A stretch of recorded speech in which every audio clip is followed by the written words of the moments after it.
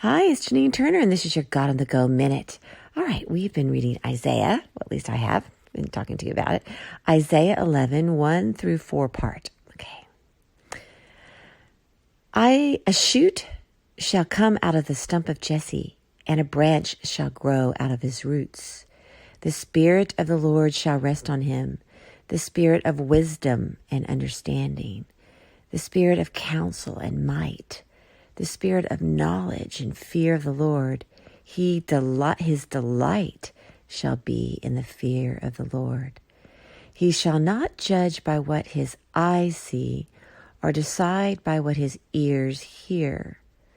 But with righteousness he shall judge the poor and decide with equity for the meek of the earth. Of course, this is interpreted by Christians as talking about Christ. He shall come out of the stump of Jesse, which is David, or David's line, and a branch shall grow out of his roots. And it says here, the Spirit of the Lord shall rest on him, the Spirit of wisdom, the Spirit of the Lord. So what is the Lord then? What is God? Wisdom, understanding, counsel, the Spirit of counsel, might, knowledge, and then he will have the fear of the Lord. But what I think here, respect of the Lord. I like these two verses. He shall not judge by what his eyes see, or decide by what his ears hear. But with righteousness he shall judge the poor and decide the equity for the meek of the earth.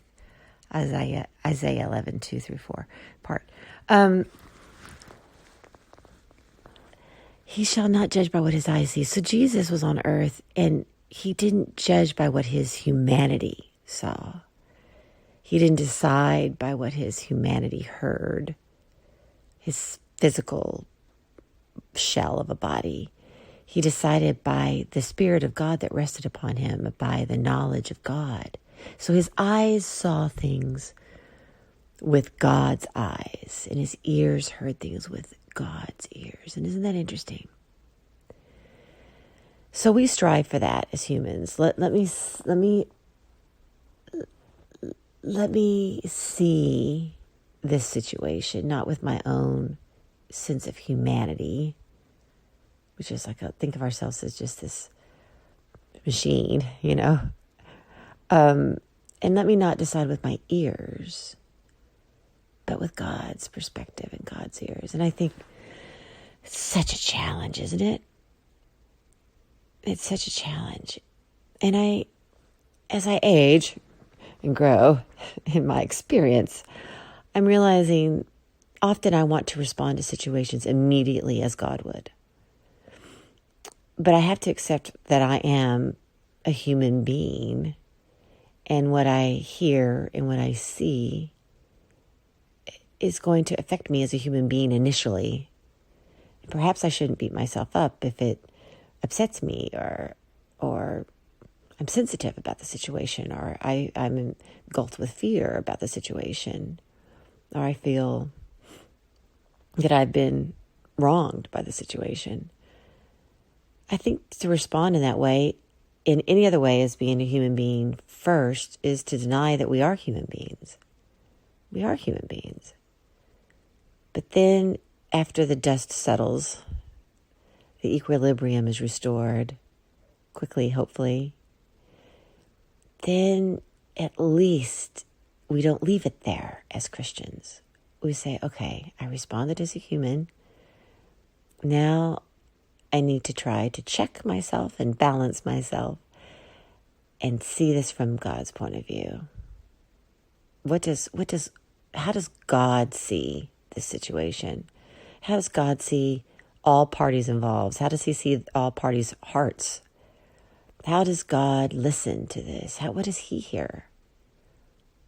And then it gives us a wonderful sense of the Spirit of God's knowledge and the fear of the Lord, the respect of what God sees, and the Spirit of his wisdom and understanding. It will rest on us and come to help us through Jesus, God, Jesus, and the Holy Spirit. So for me, what I'm learning is to not beat myself up if I respond initially with emotion or fear, sadness, where if I get upset about something, I am a human. There's that great line in Human. I'm an elf raised by elves. And then the girl says, I'm a human raised by humans. It's really funny. Elf, if you haven't seen it, it's an amazing movie. But we are human. But then I have to go to step 2. Okay, this was step 1 because I'm human. But step 2, how do you see this, God?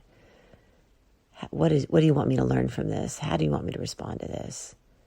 And then peace and understanding comes with that. And a respect of the Lord will come with that. Because God, Jesus, and the Holy Spirit, they are wisdom. They are love. They are our counsel. Have a blessed day.